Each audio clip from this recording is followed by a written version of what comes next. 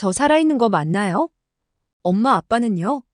한국의 한 병실에서 가족으로 보이는 사람들이 서로 부둥켜 안고 울고 있습니다. 가족들의 얼굴에는 기쁨과 안도의 눈물이 뒤엉켜 흐르고 있는데요.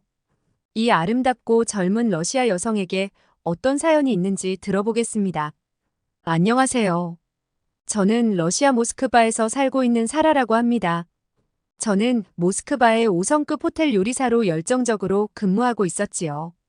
저는 1년 전 제 인생에서 보이지 않는 긴 터널을 통과하듯 고통스럽고 힘든 시간들을 보냈어요. 지금도 그때를 생각하니 다리에 힘이 풀려 털썩 주저앉을 것 같지만 잠시 이야기를 해드릴게요. 쑥스럽기도 하고 두서없이 이야기해도 이해 부탁드립니다. 지금은 이렇게 밝은 모습으로 이야기할 수 있지만 얼마 전까지만 해도 죽음이 코앞까지 다가와 생을 포기하기 직전이었어요. 저는 고등학교 때부터 요리사가 되는 게 꿈이었는데요. 틈만 나면 친구들을 집으로 불러 저만의 특급 레시피로 요리를 만들어 함께 맛있게 먹으며 수다 타임을 가졌답니다. 누군가를 위해 요리하는 시간은 저에게 가장 기분 좋은 시간이고 재밌는 놀이이자 행복함을 느낄 수 있는 시간이었거든요. 한마디로 저는 요리에 미친 여자였어요. 친구들은 하나같이 다른 맛집에서 먹은 음식보다도 훨씬 맛있다며 늘 저를 치켜 세워주었지요.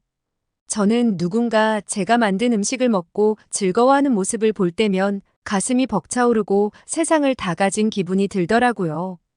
그런데 저희 아빠는 제가 요리사가 되는 걸 탐탁지 않게 생각하셨어요. 안정적인 공무원 생활을 하다 일찍 결혼하길 바라셨지요. 저는 아빠를 위해 몸에 좋은 요리들을 자주 해드렸는데요. 아빠는 한 번도 맛있다거나 고맙다는 말을 해주신 적이 없으셨어요. 직업 군인이신데다 타고난 성격이 다정함과는 거리가 머셨거든요. 그런 줄 알면서도 매번 서운한 감정이 드는 건 어쩔 수 없나 봐요. 그래서 제 작은 바람이 하나 있다면 아빠한테 우리 딸이 해준 음식이 세상에서 제일 맛있네라는 말을 한 번만이라도 들어보는 거였어요. 제 바람이 너무 어려운 거였을까요? 다행히도 엄마는 저의 가장 든든한 후원자셨지요. 항상 저를 응원해 주시고 멋진 요리사가 되기 위한 지원을 아끼지 않으셨거든요. 제 곁에 늘 천군만마 같은 엄마가 있다는 것에 감사했어요. 저는 아빠의 반대를 무릅쓰고 기어코 호텔 조리학과에 입학하게 되었답니다. 못마땅해 하시는 아빠는 입학식에 오지 않으셨고 저는 엄마와 단둘이 사진을 찍어야만 했지요. 아빠는 그 후로도 저의 대학 생활에 대해 한 번도 물어보신 적도 없으셨어요. 그럴수록 저는 학교 생활을 누구보다 성실히 했고 요리에도 열정을 다했답니다. 전국 대학생 요리 경연대회에서 우승하고 한 식품회사에서 개최한 신메뉴 개발 경연대회에서도 우승을 했어요. 그 상금으로 엄마 아빠와 친구들에게 크게 한턱 쏘기도 했지요. 학교 성적도 늘 상위권이었고 장학금도 몇 번이나 받았어요. 엄마는 저를 많이 자랑스러워 해주시고 기뻐해 주셨어요. 저는 졸업하자마자 교수님 추천으로 모스크바에서 제일 유명한 호텔에 취업하게 되었는데요. 러시아의 고위 관료들과 전 세계 유명인들이 자주 찾는 호텔인 만큼 근무 시스템은 엄격했고 요리사들의 수준과 자부심은 정말로 대단했답니다. 저는 실수도 가끔 했지만 특유의 부침성 있는 성격 덕분에 적응도 잘 해나갔거든요. 엄격하지만 세세하게 알려주는 선배님들 덕분에 제 요리 실력도 점점 더 일취월장해져 갔답니다. 영업이 끝나고도 혼자 남아서 부족한 것들을 연습하고 녹초가 되어 퇴근해서 집에 가면 바로 골아떨어지는 다람쥐 쳇바퀴같이 반복된 일상이었지만 나름 만족한 생활이었어요. 저는 제가 점점 인정받는 요리사가 된다는 것에 힘들다는 생각보다 오히려 행복했거든요. 쉬는 날엔 친구들이나 엄마와 함께 이곳저곳 맛집 탐방을 다녔어요. 어느새 호텔 주방은 선배보다 후배들이 많아져 있었고 저는 성실함과 실력을 인정받아 입사 10년 만에 호텔 총괄 셰프가 되었지요. 그렇지만 책임감과 스트레스는 너무 커져버렸고 요리에 대한 제 욕심도 점점 더 커져만 갔답니다. 퇴근하고 영화를 볼 때도 영화 속에 나온 요리들을 탐구했고 아시아의 음식들도 자세히 알고 싶어져 대학원에도 진학하게 되었어요. 몸은 항상 고되고 피곤함이 계속 쌓여갔지만 지식과 경험이 쌓이는 쾌감에 중독되어 버린 바쁜 생활의 연속이었지요. 그렇게 앞만 보고 달려가다 보니 제 몸을 돌볼 틈이 없었더라고요. 예전에는 요가와 조깅을 꾸준히 하면서 건강관리, 몸매 관리에도 신경을 쓰던 저였는데 그런 저는 이제 온데간데 없어지고 일에만 몰두하고 있더라고요. 언젠가부터 가끔씩 가슴을 조이는 통증이 찾아왔고 툭하면 코피를 쏟기 시작했어요. 몸의 면역력이 떨어져서인지 항상 피곤함을 느꼈고요. 감기와 기침이 잘 낫지 않고 오래 지속되었는데 저는 대수롭지 않게 생각했습니다. 그렇게 저는 제 몸이 보내는 신호를 모른 채 살아왔던 것 같아요. 몇 달간 기침이 멈추지 않고 얼굴 색이 안 좋다며 엄마는 병원에 가보라며 재촉하기 시작하셨어요. 그래서 못 이기는 척 가까운 병원에 찾아가 보았죠. 간단한 검사들을 마치고 평소처럼 별 생각 없이 결과를 기다렸어요. 근데 의사 선생님은 담담한 어조로 큰 병원 가서 검사를 다시 받아보는 게 좋겠다고 얘기하시는 거예요. 제 심장은 요동쳤고 온갖 불안한 생각들이 막 떠오르더라고요. 그날 집에 걸어오는 제 모습을 누군가 봤다면 시한부 인생을 선고받은 사람처럼 보였을 것 같아요. 요리고 대학원이고 전부 다 귀찮아져 버리더라고요. 방문을 걸어 잠그고 이불을 뒤집어 쓴 채 억지로 잠을 청해 보았어요. 별거 아닐 거야. 괜찮은데 혹시 하는 마음에 가보라고 하신 거겠지. 최대한 마음을 다잡고 긍정적으로 생각하기로 했지요. 그렇게 부모님께는 비밀로 하고 큰 병원으로 검사를 받으러 갔어요. 병원에 들어서니 우울한 분위기와 냄새는 저를 더 불안하게 만들더라고요. 검사를 끝내고 초조한 마음으로 딱딱한 의자에 앉아 선생님의 입을 숨죽이며 바라보고 있는데요. 잠시 뜸을 들이시더니 힘이 빠진 듯한 목소리였지만 제 귀에 똑똑히 들려왔어요. 너무 늦게 오셨네요. 폐섬유증 말기입니다. 그 순간 저는 무방비 상태로 머리통을 3개 얻어맞은 기분이었어요. 영화에서는 곧잘 고함도 치고 울며 책임지라고도 하면서 의사면 살려내라며 멱살도 잡기도 하고 하던데 저는 아무것도 할 수가 없겠더라고요. 한참을 식물인간처럼 눈만 껌뻑이다 겨우 말을 내뱉었어요. 네. 뭐라고요? 제가요? 다른 사람하고 착각하신 거 아니고요? 저는 35살 사라마카의 프라고요. 담배는 한 번도 피워본 적도 없었고요. 통증 같은 것도 크게 느끼지 못했는데요. 다시 한번 확인해 주실래요? 저는 부정하고 싶고 혹시나 하는 마음으로 물어보았죠. 특별한 케이스이긴 합니다만 결과가 안 좋게 나왔습니다. 하루라도 빨리 입원해서 치료에 들어가야 합니다. 의사 선생님은 확인 사살을 하듯 다시 한번 작지만 명확하게 얘기했어요. 제 삶이 송두리째 날아간 기분이 들었고 온몸을 감싸고 있던 감각들은 하나도 남김없이 사라져버린 것 같은 허망한 기분에 휩싸였어요. 저는 무덤덤하게 다시 물어보았습니다. 수술하면 살 수 있나요? 살면 얼마나 살 수 있을까요? 그것도 장담할 수 없습니다. 극단적으론 3, 4년 정도 살 수도 있습니다. 의사 선생님은 포기하지 말고 끝까지 치료를 해보자고 하셨어요. 힘이 풀린 다리를 이끌고 간신히 복도로 나오자 고여있던 눈물이 쓰나미처럼 한없이 쏟아져 나왔습니다. 너무 억울한 생각이 들더군요. 착하게 열심히 산 죄밖에 없는데 인정할 수 없었어요. 그때는 현실인지 꿈인지도 분간이 안 되더라고요. 이 세상에 혼자 덩그러니 내몰려 허공에 떠도는 듯한 막연함들이 몰려왔어요. 하염없이 바닥에 주저앉은 채 세상을 잃은 사람처럼 통곡했어요. 그렇게 한참을 울다 간호사의 부축으로 겨우 일어나 집으로 돌아올 수 있었죠. 그때서야 부모님 생각이 눈앞을 가렸습니다. 자식의 비극을 순순히 받아들일 부모가 어디 있겠어요? 두 분이 받으실 충격을 생각하니 가슴의 통증은 더 세게 조여왔고 속이 메스껍기까지 하더라고요. 저는 뭐부터 해야 할지 몰라 떨리는 손으로 인터넷을 이리저리 검색해 보았어요. 비흡연자들도 음식을 할 때 유독가스에 노출되어 여자들도 걸릴 수 있는 병이라고 적힌 선명한 글자들이 눈에 들어오더라고요. 방문을 걸어 잠그고 독한 술을 따라 단숨에 마셔버렸어요. 맨 정신으로는 도저히 부모님께 얘기할 자신이 없었고 알코올 힘에 기대어 현실에서 도망치고 싶었거든요. 눈을 떠보니 천장이 보였어요. 벌떡 일어나 책상에 앉아 노트에 적기 시작했죠. 어차피 죽을 거 이러고 있을 수는 없다는 생각이 들었어요. 모든 것은 마음먹기에 달려있다. 생각을 고쳐먹자. 기껏해야 죽기밖에 더 하겠어? 모든 걸 포기하기엔 난 아직 너무 어리다고. 아직 하고 싶은 것도 너무 많다고. 희망이 있을 거야. 얼마가 될지 모르지만 가치 있는 삶을 위해 최선을 다하자고 굳게 다짐했습니다. 그날 저녁 술의 힘을 빌려 말하려던 것을 아무렇지 않은 척하며 부모님께 이야기를 꺼냈어요. 엄마는 바닥에 주저앉으시며 오열하셨고 아빠도 받아들일 수 없다며 다른 병원에 가서 검사를 다시 받아보자고 제 손을 세게 끌며 밖으로 향했어요. 저는 그럴 필요 없다고 아빠를 만류했고 아빠는 저를 안고 소리 없는 울음을 토해내셨어요.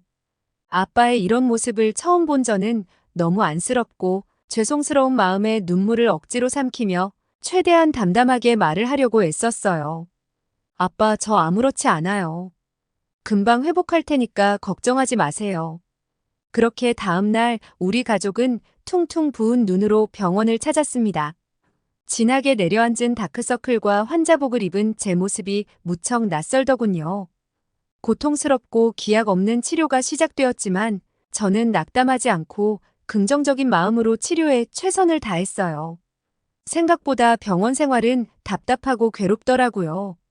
병마와 싸우는 수많은 환자들과 가족들의 고통이 이런 것이었을까요? 그동안 내 일이 아니라서 무감각했던 것들에 대해 되돌아보는 일이 많아졌어요. 일상이 흔들려 보니까 아무렇지 않게 누렸던 것들이 모두 다르게 보이더라고요.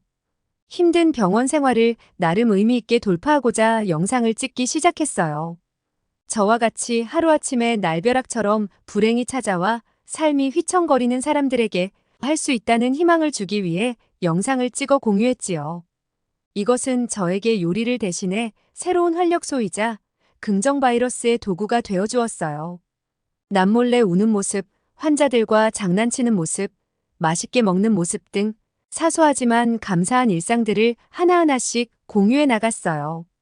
제 영상을 보고 많은 사람들이 용기가 난다며 댓글을 달아주었고 같이 이겨내자고 응원해주시는 분들도 하나둘씩 늘어났지요. 누군가에게 작은 위로나 희망을 주고자 시작했던 것인데 오히려 제게 더 큰 선물로 돌아오게 되었던 거예요. 그러던 어느 날 뜻밖의 연락이 왔는데요. 연락을 주신 분은 한국에서 폐암 전문이신 의사 선생님이셨어요. 우연히 영상을 보시게 되었는데 제 긍정적인 모습과 삶에 대한 태도에 반하셨다며 그런 정신이면 좋은 결과를 기대하기 충분하다고 얘기해 주시더라고요. 한국에서 치료를 해보는 것은 어떻겠냐고 하시는 거예요. 러시아는 전쟁 상태이고 온전히 집중해서 치료받기에 의료 수준과 서비스도 부족한 게 많은 것 같다고 하시면서 진심으로 걱정해 주시는 모습이셨어요. 저는 희망이 한껏 부풀어 올랐지만 걱정이 앞섰죠. 낯선 이국 땅에서 홀로 외로운 투병 생활을 해야 하는 것과 또한 치료비가 얼마나 들지도 상상할 수 없었거든요. 무엇보다도 한국이 러시아의 의료 수준보다 얼마나 뛰어난지 신뢰할 수 있는 믿음과 기준도 없었고요. 담당 의사 선생님에게 조심스럽게 의견을 물어보았어요. 선생님은 환한 표정으로 저의 두 어깨를 두드리시며 한국은 세계 최고 수준의 의료 강국이라고 하시더라고요. 특히 각종 암 수술과 폐이식 수술은 가히 세계 최고라고 하셨지요. 여건이 되면 무조건 한국에서의 치료를 마다할 필요가 전혀 없다며 좋은 기회라고 기뻐하셨어요. 꼭 치료를 해보자며 도와줄 수 있는 것은 자기도 적극 도와주겠다고 하시면서요. 아빠는 선생님의 말씀을 들은 후 바로 행동으로 옮기시더라고요. 검색해보니 다행히도 한국 의료 관광이 뜨더라는 거예요. 치료에만 집중할 수 있게 비자부터 호텔, 통역, 이동수단, 가이드 등 원스텝으로 할 수 있는 서비스를 바로 예약하셨대요. 게다가 외국인도 미리 신청하면 의료보험 가입이 되어 러시아보다 부담 없는 비용으로 최고의 의료 서비스를 받을 수 있다고요. 병원 치료뿐만 아니라 자연을 활용한 관광 활동, 정신 수양, 스트레스 관리 및 힐링 목적의 휴양 활동 등 환자의 치료와 회복을 위한 다양한 의료 서비스를 제공하고 있다고 하더라고요. 놀라운 것은 한국행을 결정하자마자 치료가 곧바로 시작되었다는 점이에요. 한국의 의사 선생님은 이미 원격으로 자료를 받아놓고 제 상태를 확인하시고 심리 치료부터 돌입했어요. 물리적 치료도 중요하지만 정신적 치료와 먹는 음식의 중요성을 당부하셨죠. 그랬더니 금세 불안하고 무기력했던 마음이 한결 편안해지더라고요. 그날 밤 모처럼 깊은 잠에 빠져들었답니다. 한국으로 가기 전날 아빠가 제일 좋아하는 요리와 술을 정성껏 준비했어요. 다음 날 아빠의 배웅으로 엄마와 저는 공항에 도착했는데 혼자 남아있을 아빠를 생각하니 발이 쉽게 떨어지지 않더라고요. 아빠를 껴안고 고맙다고 걱정하지 말라고 말하려고 했는데 말 대신 눈물이 나와 한참을 울었어요.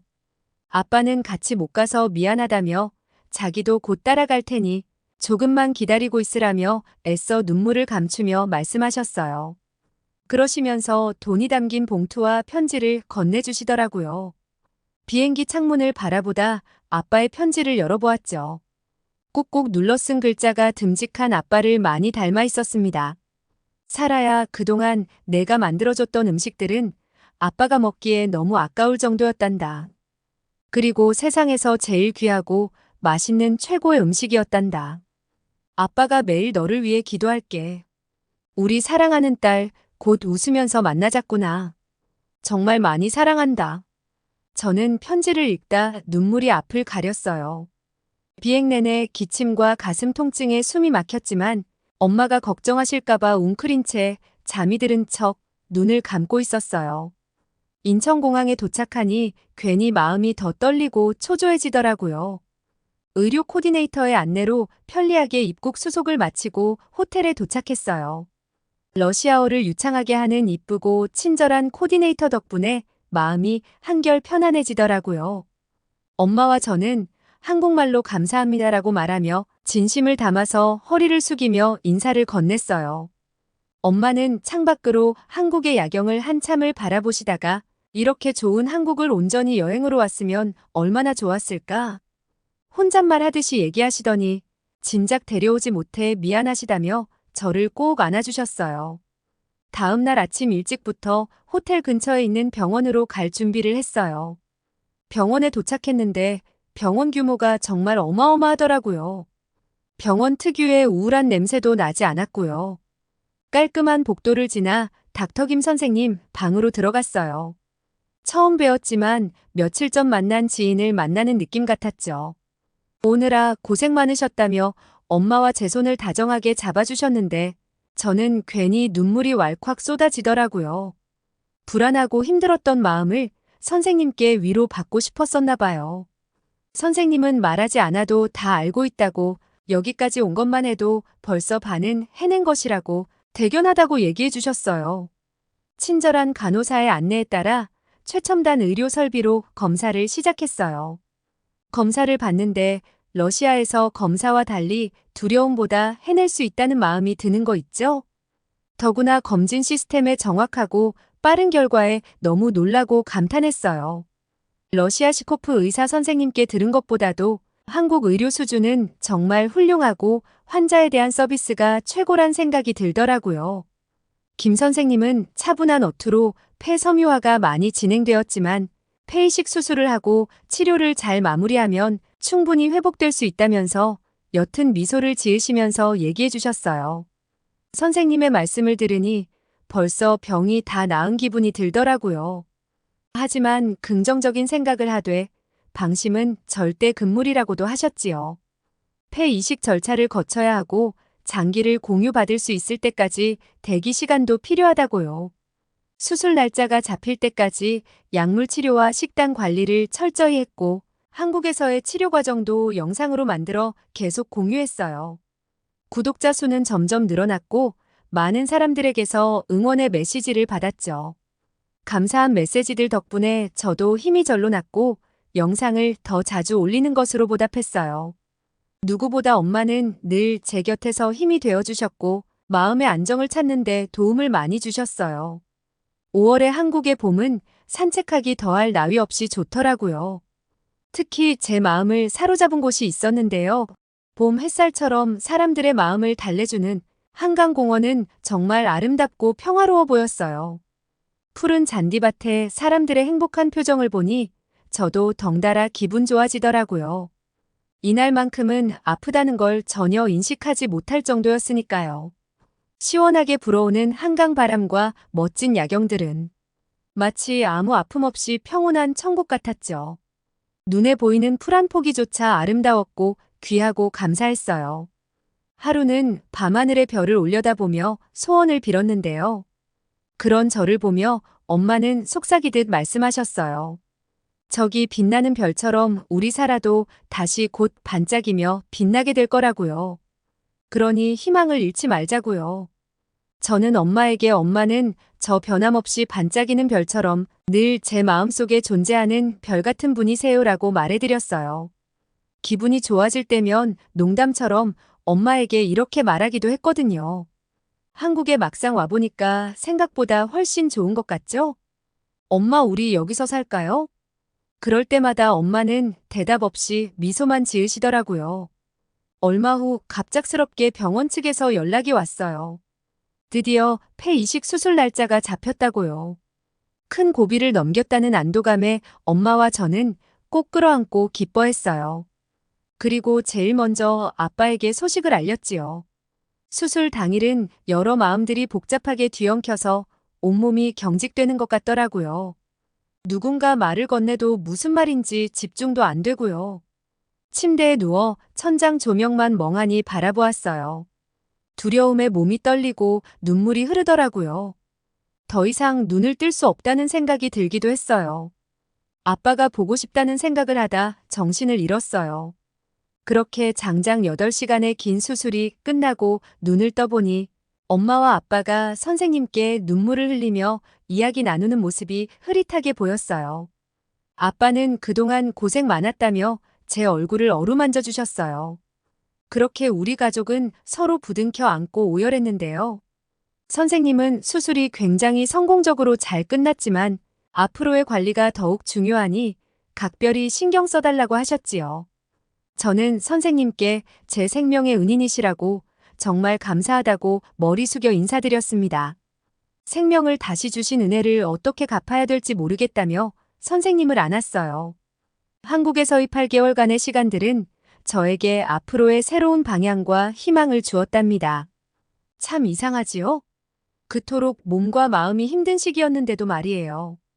러시아로 돌아오고 나서 한국의 뛰어난 의료시설과 최첨단 시스템들은 물론 한국 분들이 베풀어준 배려와 친절함이 저에게는 인상 깊게 남았어요. 의사 선생님을 비롯한 의료진들은 저를 먼 이국 땅에서 온 환자가 아닌 가족처럼 진심으로 대해주셨어요. 저는 지금도 현지 병원과 협업해서 한국에서 원격으로 상태를 체크받고 있고 건강식과 운동으로 열심히 관리하면서 살아가고 있답니다. 저는 한국에서 두 번째 삶의 기회를 얻었다고 생각해요. 어떤 힘든 일이 갑자기 생기더라도 긍정적인 마음으로 계속 앞으로 나아간다면 반드시 길이 열린다는 것을 믿게 되었어요. 한국에서의 경험이 저에게 새로운 삶을 선물해 준 것처럼 저도 제 이야기를 통해 다른 사람에게 희망을 전달했으면 좋겠습니다.